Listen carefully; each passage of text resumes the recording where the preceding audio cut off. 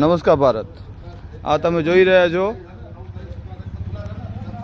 ફોરવીમાં જે રાશનની દુકાન છે. રાશનની દુકાનમાં 10 દિવસ જ ખુલી રહે છે.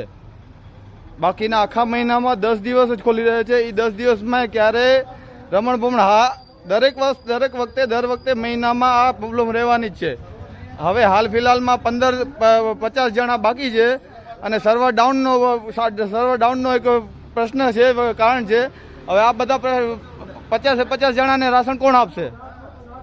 આ જનતા હેરાન થઈ રહી છે, તમે જોઈ રહ્યા છો.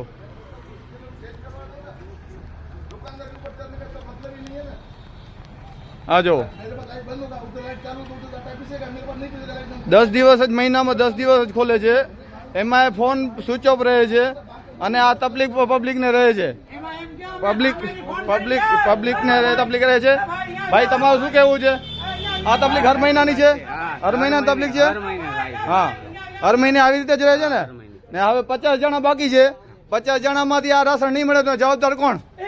અમે સામેથી ફોન કરી હતી ત્યારે કોઈ ફોન ઉપાડતા નથી.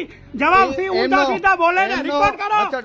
રિપોર્ટ કરો. હા, કર. આજો તમને ફોન કરી આજો. હકીકત સામે આવે છે. હકીકત સામે આવે છે તો ઉગ્ર થાય છે. જો તમે જોઈ લો. અમે સામેથી ફોન કરી, કોઈ દુકાનદાર સામેથી ફોન નથી કરતો. ફોન કોઈ તમને સામેથી ફોન કરી.